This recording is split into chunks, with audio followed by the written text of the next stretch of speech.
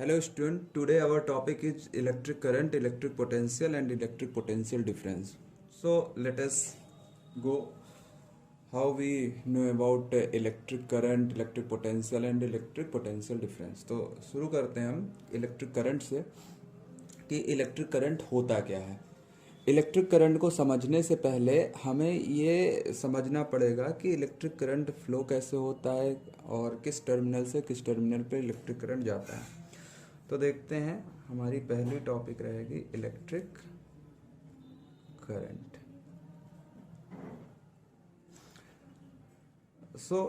आप जानते हो कि अगर हम किसी सर्किट की बात करें तो इस सर्किट में क्या होता है कि मान लेते हैं एक बल्ब लगा हुआ है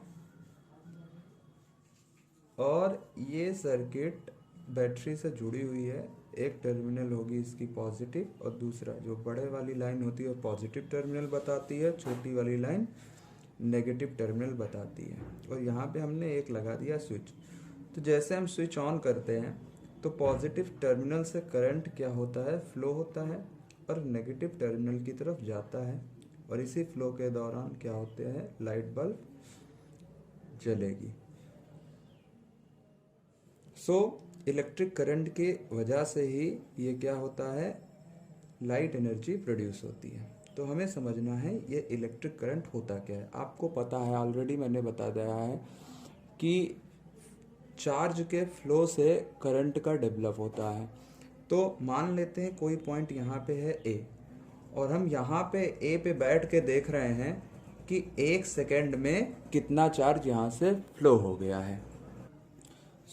मान लो कि आप यहाँ बैठ के देख रहे हो कि 1 सेकंड में यहाँ से 2 चार्ज निकले, मतलब 2 कूलाम चार्ज निकला है। तो करंट कितना हो जाएगा, 2 एम्पियर का। अगर यहाँ से 1 सेकंड में 5 कूलाम चार्ज निकल जाए तो हम क्या कहेंगे, करंट कितना है, 5 एम्पियर का। अगर यहाँ से समय आपको फिक्स करना है कितना, 1 सेकंड, तो 1 सेकंड में जितना भी चार्ज फ्लो होता है, जितना भी चार्ज किसी एक पॉइंट को क्रॉस करेगा उसको हम बोलेंगे इलेक्ट्रिक करंट। और जैसे मैंने बताया कि अगर 5 कूलाम चार्ज निकल जाता है इस पॉइंट से तो कहेंगे 5 एम्पियर चार्ज है।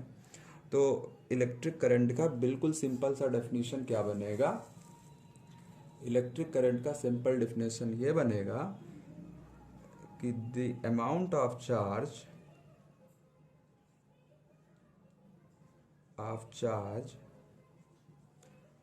पास through any point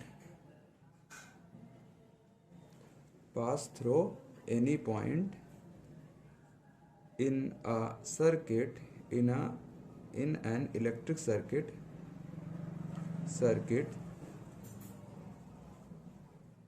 in 1 second.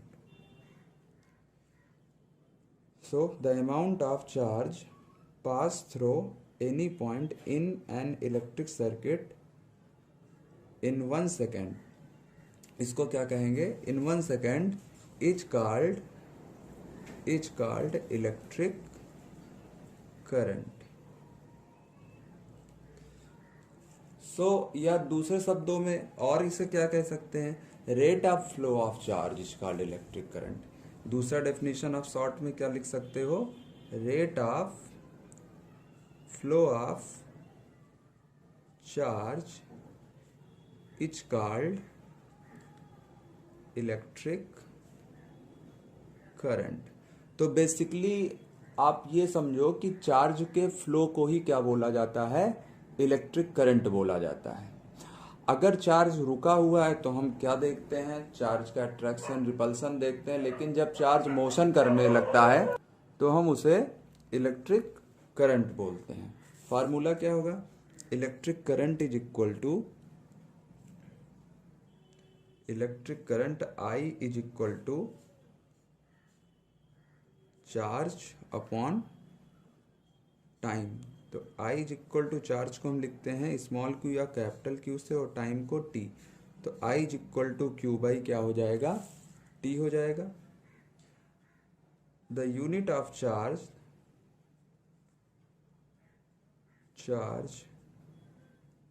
Is, देखिए चार्ज की यूनिट होती है कूलाम और टाइम की यूनिट होती है सेकंड, तो क्या हो जाएगा कूलाम पर सेकंड, और इसे ही क्या कहते हैं एम्पियर, क्या बोलेंगे एम्पियर, तो ये हो जाएगा एम्पियर ए।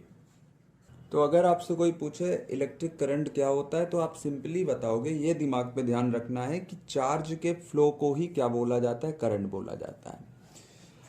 तो किसी दिए गए टाइम में कितना चार्ज किसी सर्किट में फ्लो होता है, इसी को क्या बोलते हैं इलेक्ट्रिक करंट, और इसका फार्मूला क्या होगा I is equal to Q by T होगा, और इसकी यूनिट क्या होगी एम्पियर होगी। तो अब हम देखेंगे कि एग्जाम में कितने टाइप के क्वेश्चन इस टॉपिक से पूछे जाते हैं। तो उसको समझने से पहले मैं आपको बताना चाहता हूँ, जैसा आप जानते हैं कि I इज इक्वल टू होता है क्यू बाई टी। तो एग्ज़ाम में क्या कर सकते हैं कि आपको करंट दिया जाएगा, चार्ज दिया जाएगा, आपको उस करंट को और उतने चार्ज को फ्लो होने में कितना टाइम लगता है, एक तो ये पूछा जा सकता है। दूसरा क्वेश्चन बन सकता है कि आपको चार्ज दिया जाए, टाइम दिया जाए और पूछा जाए करंट कितना होगा, मतलब क्यू और टी की वैल्यू दी जाएगी, ये पूछा जा सकता है।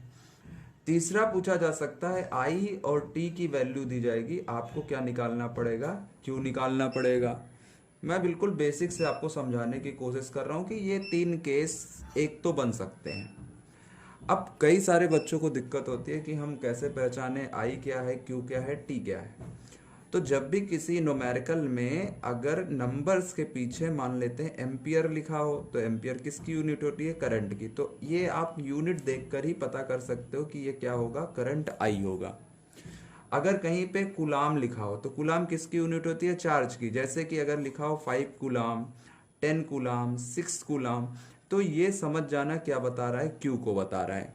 और आप ऑलरेडी जानते हो कि कहीं पे सेकंड लिखा हो, जैसे 10 सेकंड, 5 सेकंड, 2 सेकंड, तो वो क्या हो जाएगा, टाइम हो जाएगा। इतना तो हमें समझ में आता है। ये बेसिक क्वेश्चन पूछा जा सकता है इन तीनों को आपस में घुमाकर। एक हम जानते हैं क्वांटाइजेशन ऑफ चार्ज कहता है Q is equal to n e. तो यहाँ पे आप ध्यान दीजिएगा, I is equal to Q by T एक फार्मूला बन सकता है, और क्यू की जगह अगर हम एन ई रख दे तो एन ई बाई टी एक फार्मूला बनेगा। तो ध्यान दीजिए, कभी कभी ऐसा भी हो सकता है कि आपको एन की वैल्यू दे दें और टाइम की वैल्यू दे दें और करंट पूछ लें। तो यहाँ ध्यान रखना एन क्या होगा, नंबर ऑफ चार्ज हो गए या नंबर ऑफ इलेक्ट्रॉन होंगे। ई की वैल्यू हमेशा 1.6 10⁻⁹ होती है। तो यहाँ से भी आपको क्वेश्चन पूछा जा सकता है।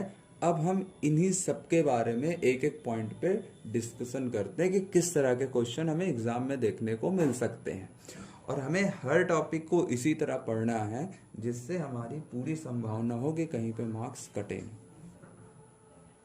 तो सबसे पहले हम अपना क्वेश्चन देखते हैं। अ करंट ऑफ 0.5 एम्पियर, कहने का मतलब ये है कि देखिए पीछे है एम्पियर, एम्पियर का मतलब ये क्या सीधा बोल रहे हैं, आई की वैल्यू। ये चीज़ आप यूनिट देखकर आप वैल्यू पुट कीजिए। जैसे कि यहाँ पे 10 मिनट लिखा है, अब आपको कुछ सोचना नहीं क्योंकि मिनट है, तो ये टाइम की यूनिट है, T is equal to 10 minute. 10 minute मतलब 10 क्रॉस 60 सेकेंड हो जाएगा ये, that is time. Find the amount of electric charge, क्या पूछा है आपसे, क्यू पूछा है, क्यू कितना होगा।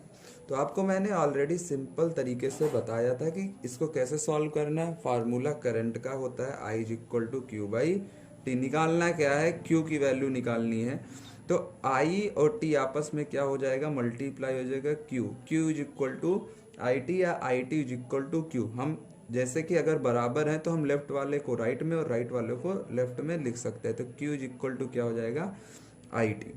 अब अगर Q is equal to I T है तो यहाँ से देखते हैं कि Q is equal to I की वैल्यू आपका है 0.5 और T की वैल्यू आप कितना रखोगे, 10 क्रॉस 60। सो मल्टीप्लाई करेंगे यहाँ पे तो ये पॉइंट हट जाएगा, 10 आएगा, 10 10 कैंसिल, 6 5 जा 30, तो ये आ जाएगा 300 कूलाम।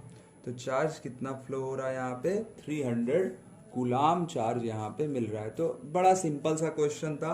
आपको बस देखना क्या है, यूनिट के पीछे लगा क्या है, आई हमने देखा, टी देखा, क्यू निकालना है। ऐसे ही आपको अगर क्यू टी दिया हो तो आप आई भी सिंपली निकाल सकते हैं। चलिए देखते हैं दूसरा किस तरह का क्वेश्चन आएगा। दूसरा आपको क्वेश्चन मिल सकता है कि if I is equal to 5 ampere, Q is equal to 2.5 T निकालना है। आपको सेम फार्मूला रखना है, I is equal to Q by T। आपको इस बार T निकालना है तो क्रॉस मल्टीप्लाई के थ्रू I नीचे ले जाएंगे। देखिए अगर ये क्रॉस मल्टीप्लाई किया हमने तो T ऊपर चला जाएगा, I नीचे आ जाएगा।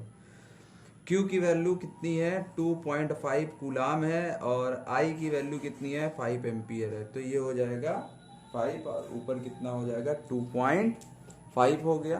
अब 5 को 2.5 से हम क्या करना है, हमें डिवाइड करना है। डिवाइड पे कितना आएगा, अब देखिए पॉइंट हटाएंगे, यहाँ पे क्या होगा 10, इसको हटाएंगे 5 5 जा 25 और 5 अपॉन 10 कितना होगा आप बता सकते हो। ये पॉइंट ऊपर चला जाएगा तो ये हो जाएगा 0.5 सेकेंड, मतलब टाइम की वैल्यू कितनी है 0.5 सेकेंड। तो कितना सिंपल है। इस फार्मूले में आपको मैंने बार बार बताया I is equal to Q by T में या I T दिया होगा, Q पूछेगा, Q2 दिया होगा, I पूछ सकता है। चलिए अगला क्वेश्चन देखते हैं। क्वेश्चन नंबर 3 में इस बार आप बहुत आसानी से सॉल्व कर सकते हो। I इज इक्वल टू क्या होता है Q बाई टी। Q की वैल्यू कितनी है 100 कूलाम है, T की वैल्यू कितनी है 5 सेकेंड है, 5 1 जा 5 2 जा 10 कितना आया 20 एम्पियर आया। बड़ा सिंपल है।